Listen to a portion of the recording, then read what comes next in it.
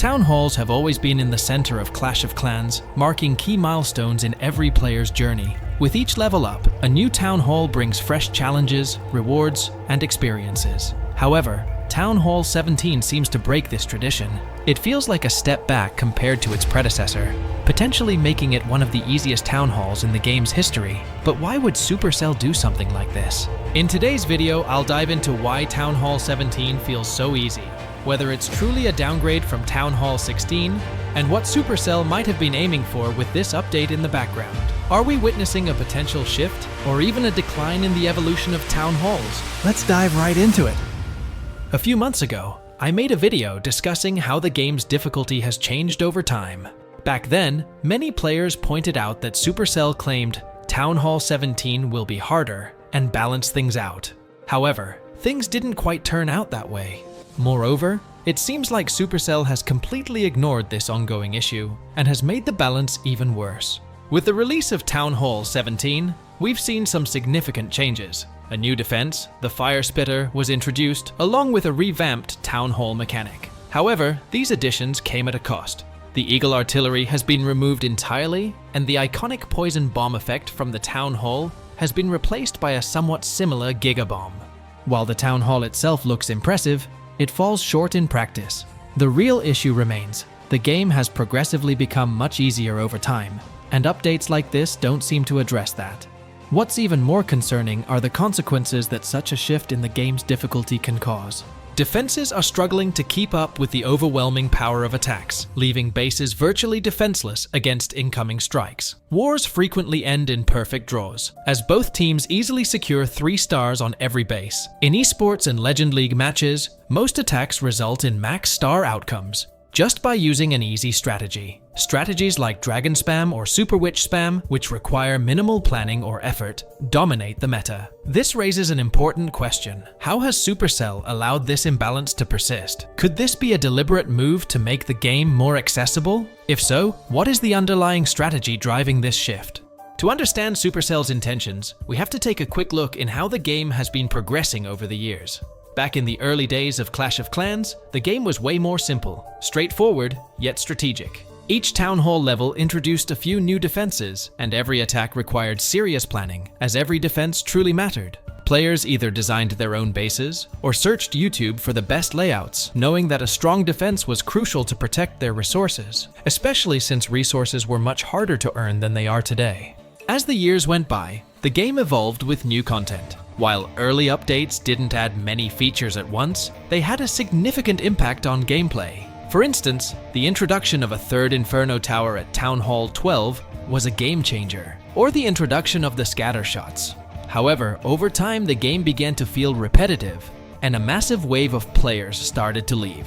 To counter this, Supercell shifted its approach, introducing new dynamics to shake up the gameplay. Updates like Town Hall 12's Siege Machines and Town Hall 14's Hero Pets brought fresh mechanics that fundamentally changed how attacks were carried out. These additions were designed to empower players offensively, with tools like the Battle Blimp making some of the strongest attacks in the game possible.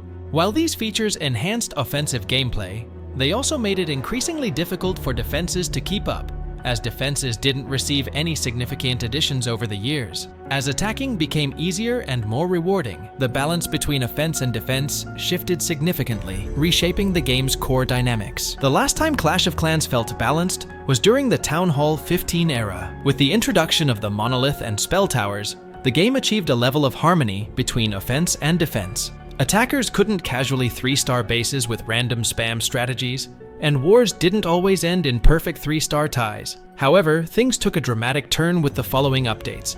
The decline began with the Town Hall 16 update, which introduced equipments. These upgrades provided overpowered enhancements to some of the strongest units in the game, significantly boosting offensive power. But Supercell failed to deliver any meaningful defensive upgrades to match, creating a growing imbalance. Then came Town Hall 17, which completely disrupted the balance. Unlike Town Hall 16, this update didn't add much to improve attacking power. Instead, it weakened the already struggling defensive system, further tipping the scales. One of the most controversial changes was the removal of the Eagle Artillery as a standalone defense. For years, upgrading core defenses like the Eagle Artillery was a key milestone when advancing to a new town hall. The Eagle Artillery wasn't just a powerful tool, it was a symbol of a base's strength, alongside defenses like the Monolith, Scattershots, and Multi-Infernos.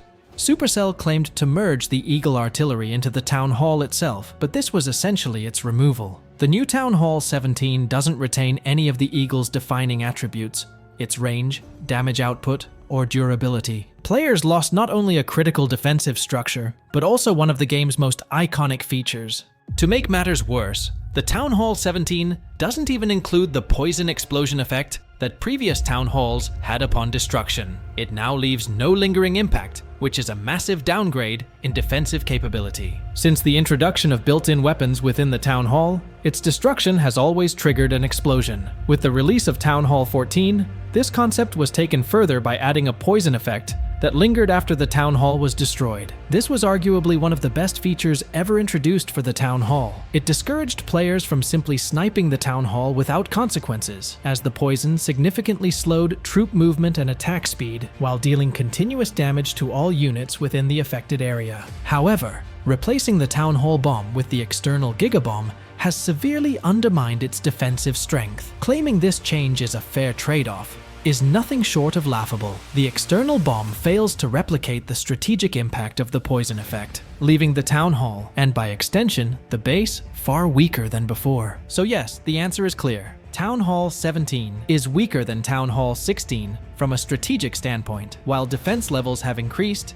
the overall base strength has declined significantly. The removal of the Eagle Artillery and the Town Hall explosion has left bases far more vulnerable. On top of that, the introduction of a new, overpowered hero has further tipped the balance, making defenses struggle even more to keep up with high-powered offensive strategies. Supercell's approach seems to focus less on making the game's this part pay to win and more on engagement, which is evident in how attack strategies have become more universally effective. Right now, almost every attack strategy is powerful enough to secure a 3-star result, so players can choose whichever one they prefer, and it's likely to yield a positive outcome. This shift is probably intended to increase engagement, especially for casual players like myself, who no longer have the time to meticulously plan out every attack. For the average player, this makes the experience more accessible and enjoyable. But on the other hand, this shift also diminishes the satisfaction that a well-planned, skillful attack once brought. In the past, close matches were genuinely thrilling, with players carefully strategizing and collaborating in clan chat